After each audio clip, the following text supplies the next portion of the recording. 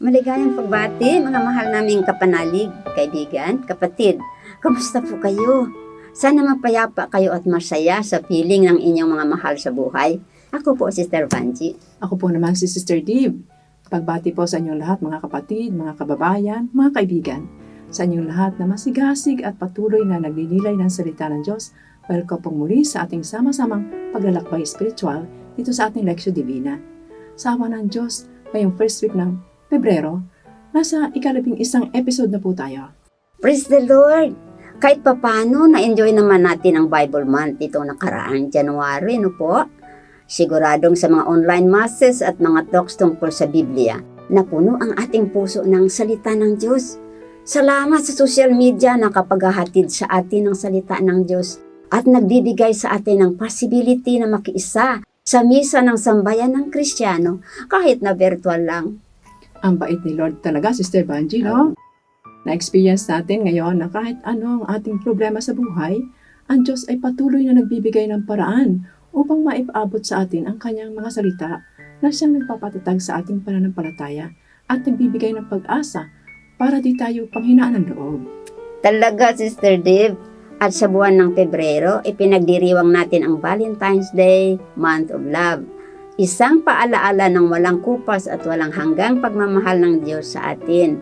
Ito na sasalamin natin sa pagmamahalan at katapatan ng mag-asawa sa isa't isa na pinagtitibay ng sakramento ng kasal, ang kagandahan ng loob ng Diyos.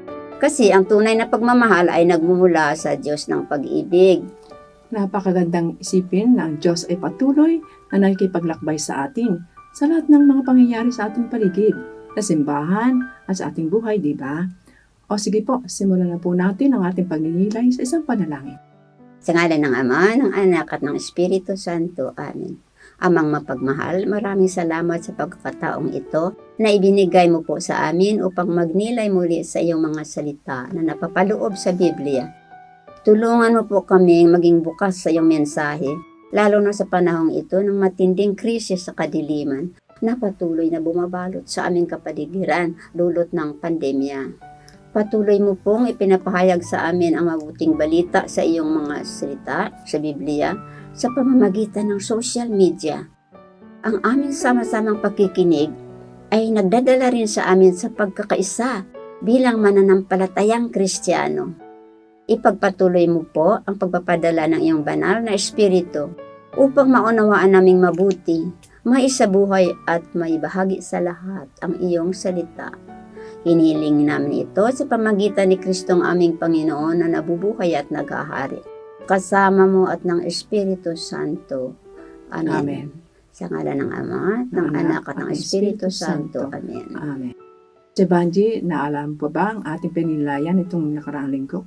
Ay, oo, Sister Dave, nung last session, pinag-aralan natin kung paano naisulat ang Biblia at paano gawaing mapanalangin ang pagbabasa ng Biblia. Dahil sa matinding pagmamahal ng Diyos sa atin ay pumili siya ng mga tao upang maisulat ang kanyang love letter sa atin lahat, ang Biblia. At tayo naman, gusto nating mapalalim ang ating pagkakilala at higit na madama ang pagmamahal ng Diyos. Kaya gusto nating matuto tungkol sa wastong pagbabasa at pagninilay ng Biblia. May isang paalaala lang sa atin. Kailangan ang wastong disposisyon. Ano yun? Dapat may pagpakumbaba at pagmamahal. Kasi ang Biblia ay tungkol sa Diyos na banal, na puno ng karunungan at kaalaman. Para tayong tumatahak sa banal na lupain. Ayon kay San Pablo, sino nakakilala ng iniisip ng Diyos? O sino nagpayo sa Kanya? Ito mula sa kanyang sulat sa mga taga-Romano, Kapitulo 11, versikulo 34. Kaya, kung hindi natin maiintindihan ang lahat ng binabasa natin sa Biblia, hindi tayo dapat mabahala, sapagkat ang Holy Spirit mismo ang magtuturo sa atin. Yes, nakita rin po natin ang iba't ibang paraan ng pagbabasa ng Biblia. Bible study, Bible sharing, marathon reading, at Lectio Divina. Pinagtuunan natin ang pansin ang ikatlong baitang, ang pagbasa at pagdarasal ng salita ng Diyos na ating ginagawa sa Lectio Divina. Ito ang pamamaraan na magdadala sa atin ng malalim na pakikipag-ugnayan sa Diyos o intimacy with the Lord. Kung tayo ay laging nakikinig at nakikipag-usap sa Diyos, sa Kanyang mga salita, ay makakilala natin siya at maunawaan natin kung ano nais niyang ipagawa sa atin. Anong sa mo, Sister Banji? Oo, totoo yan, Sir Jeep. Sa human relationship, pwede mga halimbawa isang taong kilalang kilala mo dahil marami kang nabasa sa kanya o nag-uusap naman kayo kahit papyaw lang. Pero hindi naman kayo intimate. Samantalang ang Lectio Divina ay nagdadala sa atin sa intimacy with God at sa desire to surrender our whole being to Him. Kaya nag-review tayo ng mga steps ng leksyo. Pagbasang, pagninilay, pagdama ng presensya ng Diyos, pagdarasal, pagsabuhay ng salita. Pero mga steps na ito ay sa simula lang. Pag ginawa nating palagi ang pagleksyo, magiging spontaneous na yon, katulad ng pagmamahal. Hindi naman natin inaaral kung ano ang mga steps bago magmahal. No? Ang mahalaga ay kung sino para sa atin ang ating minamahal. Yan din ang tanong ni Jesus, sino ako para sa iyo? May kasabihang, know what you love and love what you know. Kilalanin ang ating minamahal at mahalin ang ating nakilala na. Kaya, kailangan nating pag-aralan ang Biblia na ating binabasa para mapalalim ang ating pagmamahal kay Jesus. Ready na ba kayo, mga kapanalig, para sa susunod na hakbang? Si Sister Deb na magpatuloy ng ating pag-aaral. Thank you, Sister Banji. At ngayon po ay ipagpapatuloy natin ang ika-4 na hakbang tungo sa wastong paggamit ng Biblia. Makikita natin sa chart na ang ika-4 na hakbang ay pag-aralan ang salita ng Diyos. Sa ating mga pinagnilayan itong mga nakaraang buwan kung saan nagdiwang tayo ng Bible Month, Bible Week, Sunday of the Word of God, ay nakita natin ang unang hakbang. Tanggapin ang Biblia ay salita ng Diyos.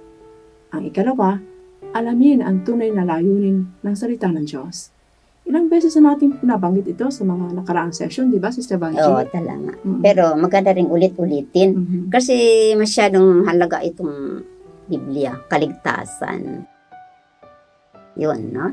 At ang ikatlong hakbang naman ay basahin at dasalin ang salita ng Diyos na ito ay napaliwanag na rin natin. Sa ating pagbabasa ng Biblia ay may pagkakataong maaari tayong makatagpo ng mga bahaging mahirap maunawaan. Dahil marahil, kulang tayo sa kaalaman tungkol dito. Kaya ang pag-aaral ng Biblia ay nagiging isang pangangailangan para sa atin.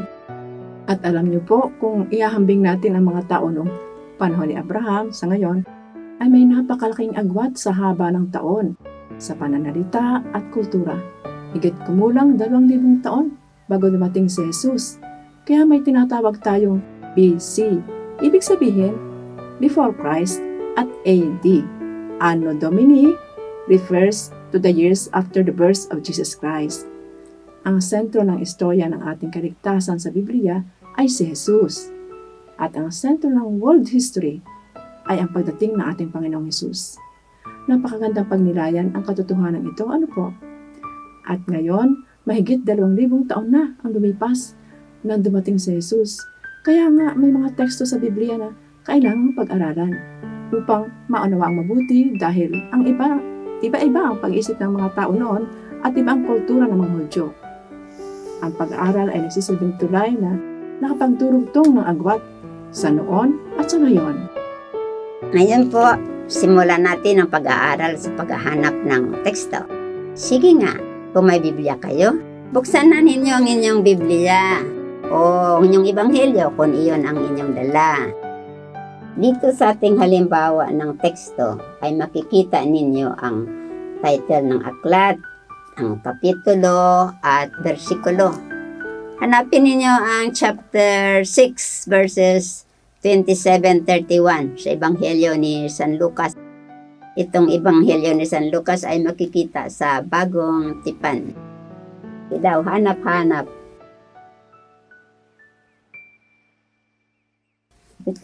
Nakita mo na?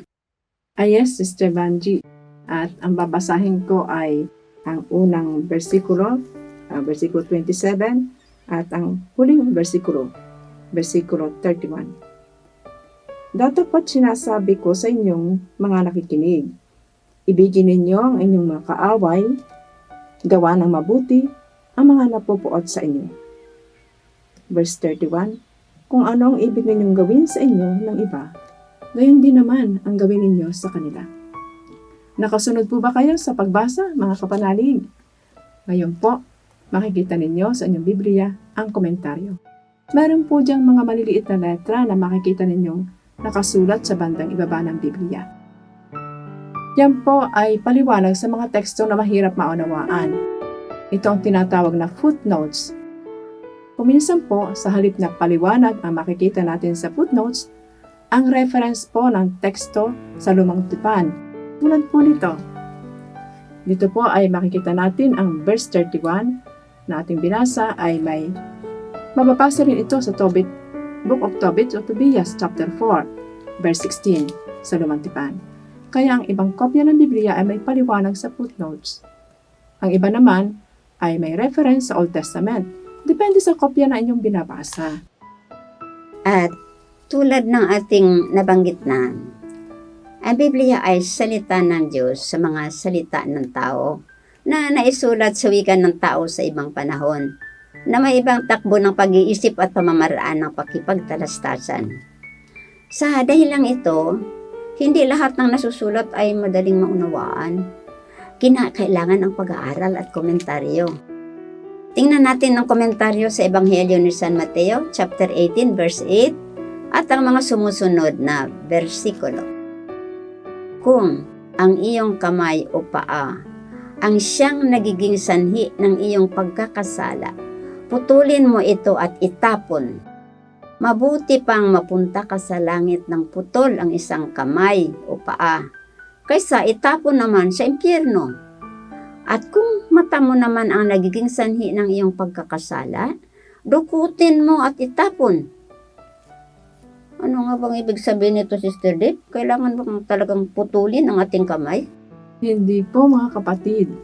Ayon sa Jerome Biblical Commentary, dito po si Jesus ay nanawagan ng isang radikal na pagsasaayos ng mga prioridad. Ang lohika o katwiran ng mga desisyon na moral at moral na pagpili ng isang tao ay mahalaga. Mas mabuting isakripisyo ang isang bahagi ng kalayang moral kaysa mawala ang kabuuan. Halimbawa sa ating mga kapatid na nalulong sa bisyo, sa pag-iinom, pagsusugal, o sa droga, maaaring masasabi nating malaya silang gumawa nito. Ngunit ang tanong ay kung ito ba ay nakapipinsala sa kanilang katawan o mayroon bang natatapakan sila o napapabayaan tulad ng kanilang pamilya. Ano ba ang kanilang prioridad sa buhay? Upang maputol ang bisyong ito, may isasakripisyo sila sa kanilang sarili. Iiwanan ang pag-iinom, ang droga, ang pagsusugal. Mahirap gawin ito. Kaya merong mga rehabilitation center kung saan sila ay magdaranas ng kahirapan na para bang pinuputol ang bahagi ng kanilang katawan. Maibalik lamang ang kanilang dignidad bilang tao. Totoo po, mahirap dumaan sa proseso ng pagbabago. Ngunit makakamtan nila ang tunay na kaligayahan sa tulong ng Diyos. Ay nako, talaga. Tingnan naman natin ang isang komentaryo sa lumang tipan. Sa aklat ng Exodo ay sinasabi ang tungkol sa Diyos-Diyosan na kung minsan ay may maling interpretasyon. Ito po ay mababasa sa Exodo chapter 20 verses 3-4. Tingnan po natin ang komentaryo tungkol dito sa Banal na Biblia. Ito po sa pahina 111. Ang konteksto ng kasaysayan noong panahon ni Moises ay ang mga Hudyo ay sumasamba sa gintong baka, sa mga bagay at kung ano-ano pa na itinuturing nilang Diyos-Diyosan. Kaya hindi ito tumutukoy kay Jesus Christ, kay Mama Mary o mga santo. At sa konteksto ng kasaysayan ay di pa dumarating sa panahong itong ating Panginoong Jesus, di ba? Ano pala ang Diyos-Diyosan siya ngayon, Study? Ang Diyos-Diyosan sa ngayon ay pera, kapangyarihan, o maaaring ang ating sarili mismo, ang ating self-image. Halimbawa, kung maraming humahanga sa atin, marami ang likes sa ating social media, sa FB, sa YouTube, etc. Maraming Diyos-Diyosan. Maaring ito ay Diyos-Diyosan natin at lalo kung matataas ang ating pride. Ayaw nating isukong ating opinyon. Kung wala tayong pakialam sa kapwa at ang ating iniisip lamang ay ating sariling kapakanan. Ito ang Diyos-Diyosan na hindi katanggap-tanggap sa ating mahal na Diyos. Ang anumang bagay, hayop, o maaring mga gadgets o maaring tao na nagpapalayo sa atin sa Diyos, yun ang ating Diyos-Diyosan. Sinabi ng Diyos kay Propeta Ezekiel, chapter 36, verse 25, "Lilinisin ko kayo sa lahat ninyong Diyos-Diyosan. Pagkakaloban ko kayo ng bagong puso." Napakagandang pagnilaya na Diyos mismo ang maglilinis sa atin sa anumang Diyos-Diyosan. Ano po? Ito yan, Sister Deb. Meron pa tayong isang teksto na mahirap unawain sa Mateo Kapitulo 8, versikulo 21-22. "Hayaan mo muna akong umuwi at ilibing ang aking ama. Sumunod ka sa akin at hayaan mong ilibing ng mga patay ang mga patay." Komentaryo: nais ng disipulo na hintayin ang pagkamatay ng ama bago siya sumunod kay Kristo. Ngunit di dapat maantala ang pagsunod kay Kristo. Sister Deb, ano namang ibig sabihin ng hayaan ang patay, ng libing ng patay? Ang ibig sabihin nito, ang ibig sabihin ng ilibing ng mga patay, ang patay ay tinutukoy dito ay ang patay sa biyaya ng Diyos. Ang kanilang mga patay, ito ay tumutukoy sa bangkay o yung namatay na tao. Halimbawa po, nais ko pong magmadre pero ayaw ko pang tumugon dahil gusto kong hintayin ang kamatayan ng aking magulang. Siyempre, gusto kong mag-alaga sa kanila bilang Pilipino. Close family ties tayo, no? Pero kung ang kamatayan ng aking magulang ay nakatakda na ako ay 65 years old na, hindi na siguro ako makakapasok sa kumbento sa kahihintay na mapagsilbihan sila. Kaya itong nais iparating ni Jesus. Ang pagsunod sa Kanya ay may urgency. Ipaabayan natin ang ating mga magulang sa ating mga kapatid na hindi naman tinatawag sa pagpapari o pagmamadre. Napakaganda talaga kung nauunawaan natin ang background ng ating binabasa. Kaya napakahalaga po ang pagkakaroon ng background sa Biblia. Lalo na kung may mga teksto na hindi natin maintindihan. Kaya kung wala tayong Catholic Bible Commentary at may pagdududa po tayo sa interpretasyon ng Biblia, maaari po nating ikonsulta sa ating parish priest. Maging attentive rin tayo sa mga homilies dahil dito ipinapaliwanag ang salita ng Diyos. Tingnan din natin kung ang mga komentary ay ayon sa ating pananampalataya at katuruan ng simbahan. Ngayon po, dumako na po tayo sa ikalimang baitang. Isabuhay at ibahagi ang salita ng Diyos. Opo, nasa ikalimang baitang na po tayo. Ito po ang huling baitang at napaka-importante po ito. Dahil ang ating pagtanggap sa salita ng Diyos, ang ating pagkakaalam ng sa layunin nito, ang pagbasa, pagninilay at pag-aaral ng salita ng Diyos ay walang saysay kung hindi natin isasabuhay ito. Lagi po nating alalahanin, hindi pagiging dalubhasa ang ating pinakalayunin sa pagbabasa, pag-aaral at pagdarasal ng salita ng Diyos, kundi ang isabuhay ang kanyang mga salita. Oo nga, kasi sinasabi ni Apostol Santiago sa Kapitulo 2, versikulo 17, ang pananampalataya, kung hindi isinasabuhay, ay patay. At sa unang sulat ni San Juan, huwag sana kayong umibig sa salita o wika lamang, kundi sa gawa at katotohanan. Mga kapatid, halos lahat ng mga teksto sa Biblia ay nag-aanyaya sa atin na isabuhay ito at marami pa tayong dapat malaman tungkol sa Biblia. Sa ngayon, dito po muna tayo magtatapos. Bilang panghuling pagninilay, alalahanin po natin ang katotohanan ito na naisulat ni Paul Gilbert. Isinusulat mo ang Ebanghelyo, isang kabanata sa bawat araw, sa iyong mga ginagawa at mga salitang binibigkas. Babasahin ang lahat kung ano ang isinusulat mo, totoo man o kabul-anan. Kapatid, anong ebanghelyo para sa iyo? Okay po mga kapatid, mga kaibigan, mga kababayan, muli nagpapasalamat po kami sa inyong lahat na nakasama namin ngayon at patuloy na sumusubaybay at masigasig na naninilay ng salita ng Diyos mula sa iba't ibang panig ng Pilipinas.